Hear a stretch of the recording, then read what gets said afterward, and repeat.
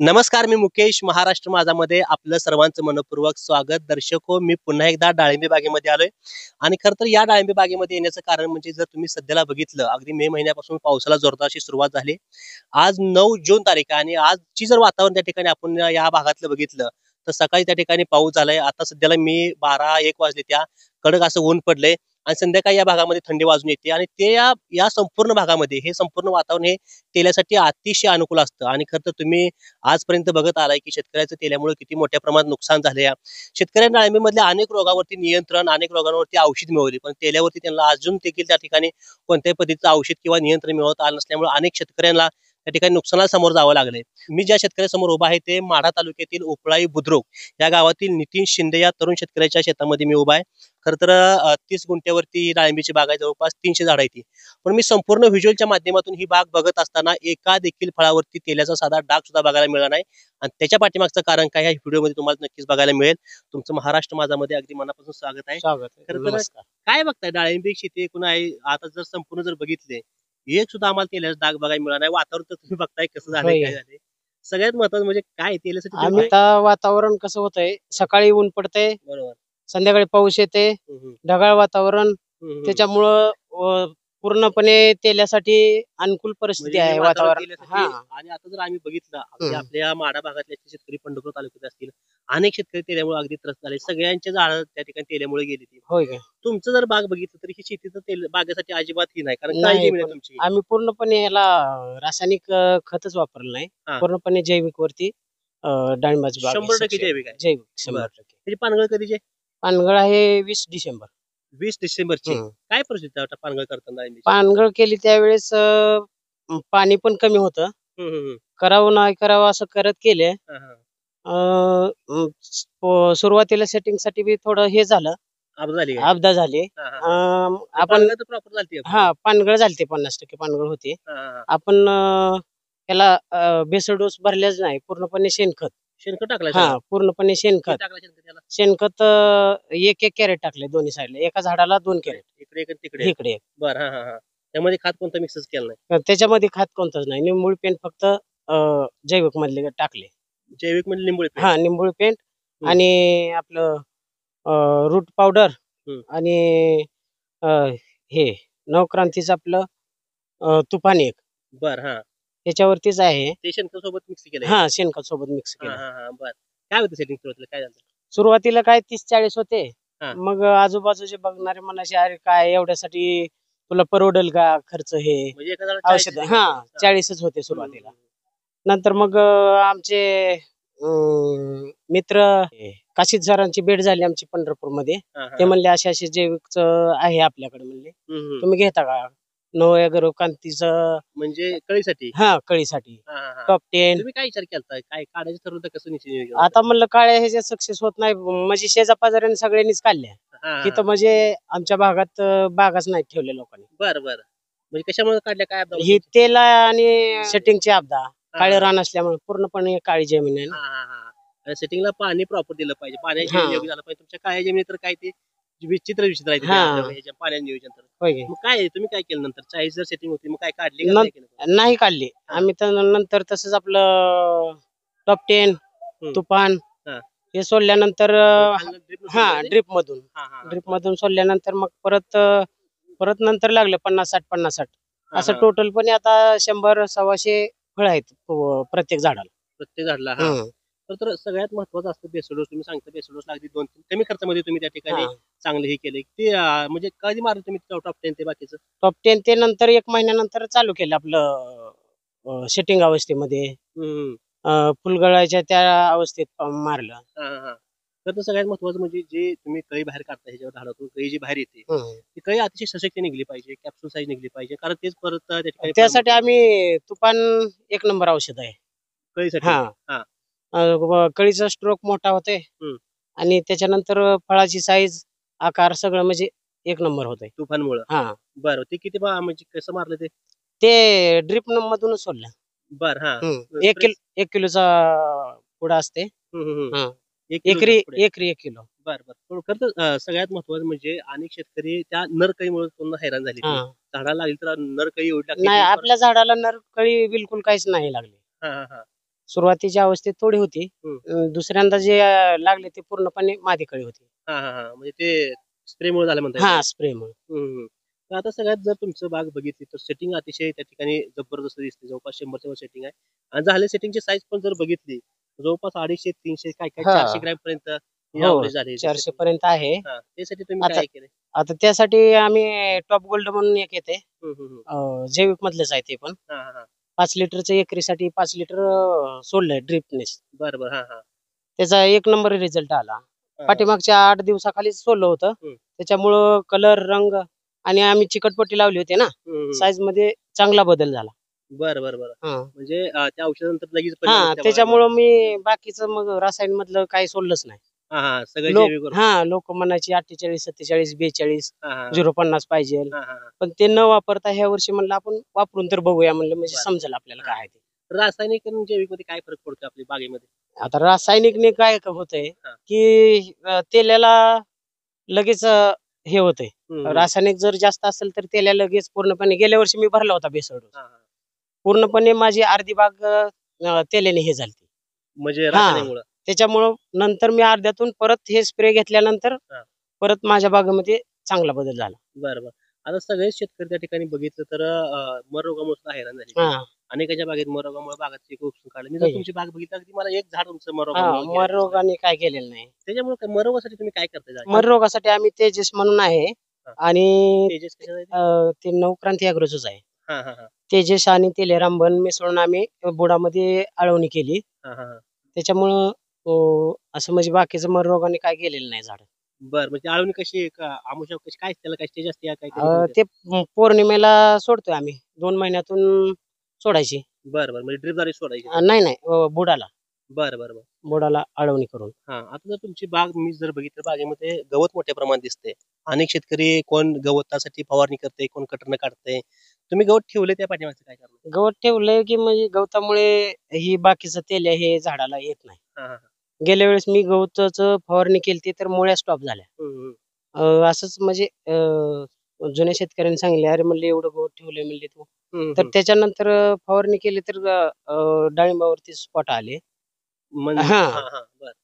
त्याच्यामुळे ह्या वर्षी काहीच नाही केलं, कसलंच गवत कसलंच नाही. तर एक प्रश्न आधीच विचारायला पाहिजे होता, काळ्या शेतीमध्ये डाळिंब लावायचा निर्णय काय घेतला? आता डाळिंब लावायचं आपली पूर्णपणे काळीच जमीन आहे, आपल्याला जमीनच नाही. किती सगळी 3 एकर जमीन आहे आपल्याला. त्यातली आणि बाकीचं लिंबोनी आहे, पहिलेच बाग लावलेली आहे ना. सगळी डाळिंबीच करावं असं का वाटलं? डाळिंब की आता ते व्हिडिओ बघून डाळिंब म्हणजे बाहेरच्या देशामध्ये मार्केटिंग चालू झाले, चांगले म्हणजे दिवस आहेत. मग काय म्हणायचे की बाबा लय फवारणी येते, काय तुला होते का हे. पण म्हणलं बघूया करून तरी, सुरुवातीला थोड्या ह्याच्यावरती म्हणलं जर सक्सेस झालं तर नंतर करता येईल म्हणलं. आता किती पीक आहे? हे दुसरं पीक आहे आता. पहिल्या पिकात सक्सेस झाले? पहिल्या पिकाला पैसे, पहिल्या पिकाला 1.5 लाख रुपये झाले आपले. बरं. आणि आता काय अंदाज काय? 100 आता मागणी चालू आहे. 100 105 110 पर्यंत देऊ म्हणलं. आता चालूच होतं फोन, सकाळी येऊन गेले ते व्यापारी, 105 रुपयाने मागायला लागले. बरं, म्हणलं उतरे झाड एखादा म्हणजे जर टनामध्ये बघायला गेलं तर किती टन? 4-5 टन पर्यंत निघेल. 5 टनापर्यंत? 5 टनापर्यंत जर 100 रुपये जर पकडला आपण, तरी पण 5 लाख रुपयाच्या आसपास उत्पन्न निघते. खर्च काय केल्यावर सगळ्याला? खर्च म्हणजे ह्या 60-70 हजार रुपये गेले आपले ह्या जैविकचेच, बाकी काय नाही.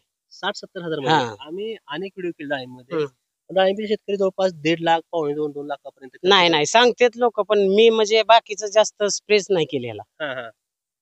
किती म्हणजे कसं स्प्रेच नियोजन कसं असायचं? आठवड्यात किती वेळा व्हायचं कसं? आठवड्यातून एक साधारणपणे 6व्या-7व्या दिवशी स्प्रे असायचा.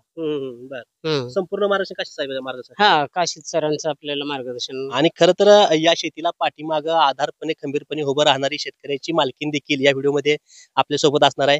नेमकी त्यांची काय मेहनत आहे, त्यांचं काय कष्ट आहे, त्यांच्याकडून जाणून घेऊया. ताई, या तुमचं देखील या व्हिडिओमध्ये स्वागत आहे. काय नाव? शीतल नितीन शिंदे. काय लय काम केले म्हणते तिची? होय, फुटवा काढायचे, परत फुटवे काढण्यापासून बाकीचे सगळं म्हणजे चालू. तुम्ही करत होता काय? हो. काय फक्त सांगत होता त्यांना? नाही, स्वतः करायचं ना. कसं वाटतं आता एवढी मोठी बाग झाली, फळ पण चांगली, काय व्यापारी 100 रुपये 105 रुपये म्हणाली ती? हो, छान आहे रेट, म्हणजे देण्यासारखं आहे. तुम्ही किती पर्यंत सांगितले? एवढा आता किती देणार तुम्ही? आमची इच्छा आहे 110 पर्यंत. 110 पर्यंत जावं असं. बरं, लय कष्ट केलंय काय? होय. काय डाळिंब काढायला निर्णय घेतला तुम्ही एकदा? डाळिंब काढण्याचा म्हणजे निर्णय घेतला होता, हा. नंतर लावावं अशी वाटते. हा. सेटिंग आता चांगलं झालंय. सेटिंग छान झालंय. तुम्ही काय ना फवारणी मदत करत होता? होय. हा. फवारणी स्लरी सोडणे. तुम्हीच करायला लागत काय? दोघं मिळून. खरं आहे? प्रत्येक काम दोघं मिळून करतो आम्ही. बरं. हे गवत वाढले काढले त्याला काढा सांगून ये त्याला. काय काढत नाही नाही? कटरनं कट करायचं ना ती. काढायचं काय नाही. होते काढल्यावर? तेल येत. बरं. का तू सगळ्या बागत बघितल्या कुठं केल्या बघायला नाही कशामुळे झाले सगळे? जैविक वापरतो ना आम्ही, रासायनिक खत कुठला वापरत नाही कुठलंच नाही. कुठलं जैविक वापरलं माहितीये? नवक्रांतीचं टॉप गोल्ड, स्लरी, टॉप 10. बरं. तुम्हाला बी चांगली नाव माहिती झाली त्या औषधाची. किती शिक्षण आहे? 12वी. 12 झाले मग काय शिक्षण भरपूर आहे. मग ते तुम्हीच औषध मिसळून देताय का ह्याची मिसळतात? नाही ते मिसळ देतो, मग आपण मदत करायची ती नळी वडण्यासाठी किंवा ही करण्यात. पोरं काय आपली राहणार? नाही लहान आहे ती ना ती. त्यांना लय हे करू द्यायचं. बरं. व्यापारी चांगले पैसे देते ना इथं आता?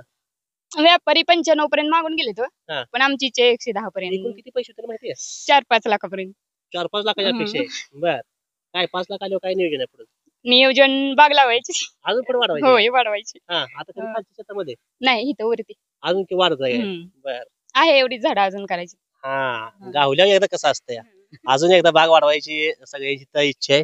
काशी साहेब आपल्या सोबत आहेत. काशी साहेब तुम्ही देखील या विशेष व्हिडिओ मध्ये तुमचं देखील स्वागत आहे. या खरं तर साहेब अगदी शेतकऱ्यांना त्यांची माहिती पूर्ण सांगितली, जेवढं शेतकऱ्याला माहिती तेवढं सांगितलं, पण शेतकऱ्यांना बाकीच्या आमची जी व्हिडिओ बघणार आहे त्यांना टेक्निकल मध्ये माहिती पाहिजे असते. या खरं तर सगळ्यात महत्त्वाचं म्हणजे डाळिंबीचा सीझन हा शेतकऱ्यांनी कोणता धरला पाहिजे आणि 2-3 सीझन आहेत, तर सगळ्यात बेस्ट आणि शेतकऱ्याला फायदेशीर सीझन कोणता? शेतकऱ्यासाठी म्हणलं तर ऑगस्ट भार एक आणि एप्रिल भार एक आणि जून हे 3 भार धरले की शेतकऱ्याचा फायदा होऊन जातो त्यात. बरोबर. आता तुम्ही जेव्हा ह्यांची बाग तुमच्या हातामध्ये घेतली तेव्हा कसं काय बागेची परिस्थिती काय होती तुमचं मार्गदर्शन कसं झालं परिस्थिती म्हणजे किंवा तुमचा संपर्क आधी कसा झाला महत्वाचा म्हणजे दोघांचा? मी इथून चाललो होतो तर यांची गाठ पडली. मग हे म्हणले कळी आमच्या झाडाला कमी आहे. मग मी म्हणलं बघू आपण नवक्रांतीचं आपण औषध वापरून बघू, कळ्या काढायचं काम आपण करू. मग नवक्रांतीचं टॉप 10 तुफान ते ह्यांना दिलं आणि एक 15 ते 20 दिवसात तर त्यांना कळी पण दिसली फुल आणि सेटिंग पण झाले. महिन्यात सेटिंग फुल सेटिंग झाले. बरोबर. खरं तर सगळ्यात महत्वाचं असतं पाणीचं नियोजन करणं डाळिंबीसाठी. आणि हे जर बघितलं तर काळी जमीन हे मध्ये एक तारेवरची कसरत होती, तर पाणी देणे तर डाळिंबी सक्सेस करणं हे खरं तर तुम्ही करून दाखवले. त्यासाठी सुद्धा तुमचं अभिनंदन केलं पाहिजे. पण कशी ती कसरत पूर्ण केली तुम्ही?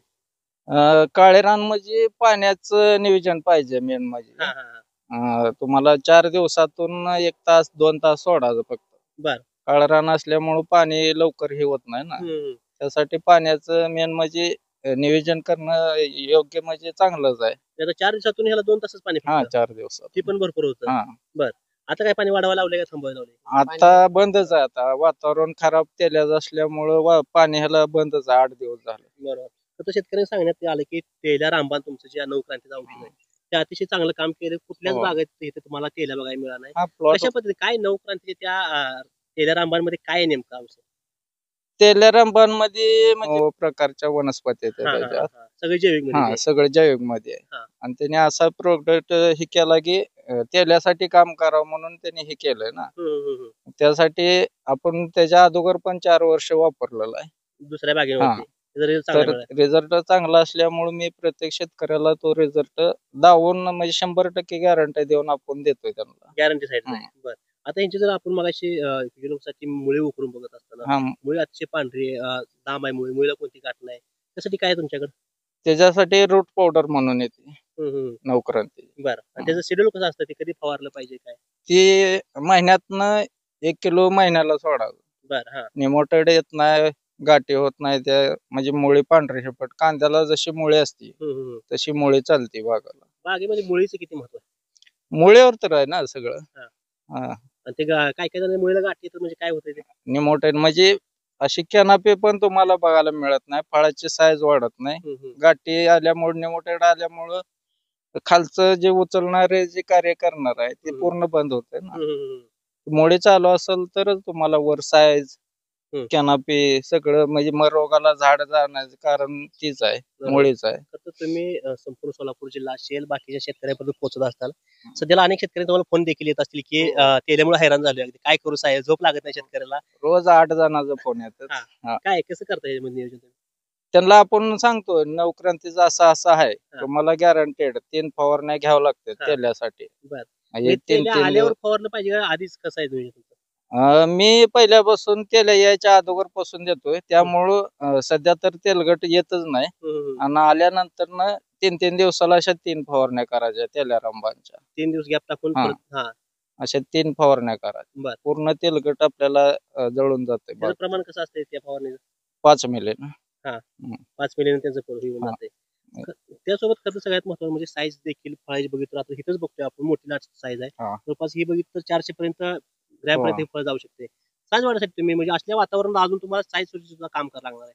साईजसाठी काय केलं तुम्ही? आपण साईज साठी यांना टॉप गोल्ड म्हणून येतंय नवक्रांतीचं, ते दिलंय. तुम्हाला 4थ्या दिवस रिझल्ट भेटणार. म्हणजे आज सोडलं की 4थ्या दिवसात तुम्हाला रिझल्ट कळणार. तुम्ही चिकटपट्टी लावून ठेवा. त्याला जवळजवळ नाही म्हणलं तर 2 बोट ते 3 बोट अंतर पडला पाहिजे चिकटपट्टीमध्ये. बरोबर. एवढी साईज. जसं तुम्ही रासायनिकचं जर 052 असू द्या, इतर असू द्या, त्याची पण चिकटपट्टी लावून बघायचं. आणि ह्या केंड 5 लिटरचं केंड आहे, एकरी 1 केंड सोडायचं. 4थ्या दिवशी कुठल्याच रिझल्ट येतो हे पण बघायचं. बरोबर, कारण तुम्ही गॅरंटी पण गॅरंटी. त्यासोबत सगळ्यात महत्वाचा शेवटचा प्रश्न शेतकऱ्यांच्या पद्धतीने सांगितले की अगदी 70,000 मध्ये एवढी छान बाग आहे. लय शेतकरी खर्च करते बागेमध्ये, जवळपास लाख 1.5 लाख पर्यंत शेतकरी खर्च करते. आणि कमी खर्चामध्ये काय त्याचं तंत्र काय मग? कमी खर्चामध्ये म्हटलं तर हे जैविक शेतीमुळेच. जैविक जे आपण वापरतोय त्याच्यामुळे खर्च ही कमी येणारच. कारण मग रोगाला ट्रेस मध्ये झाड जाणारा ते रासायनिकचं काम आपण, कारण कमी खर्चात जैविक शेती मध्ये शेतकऱ्यावर बोलून आपण हे केलंय ना, कमी खर्चात आपण हे करू म्हणलं. बरोबर. आता खर्च सगळ्यात महत्वाचं म्हणजे आता एक शेवटचा प्रश्न, त्या वातावरणामध्ये शेतकऱ्याला काय सांगताल? आता सध्याचं वातावरण एवढं खराब आहे, त्यामध्ये काय सांगता शेतकऱ्याला आणि कशी काळजी घेतली पाहिजे? शेतकऱ्यांना मी एवढं सांगतो की ह्या वातावरणामध्ये तेलाचं प्रमाण खूप वाढलेलं आहे.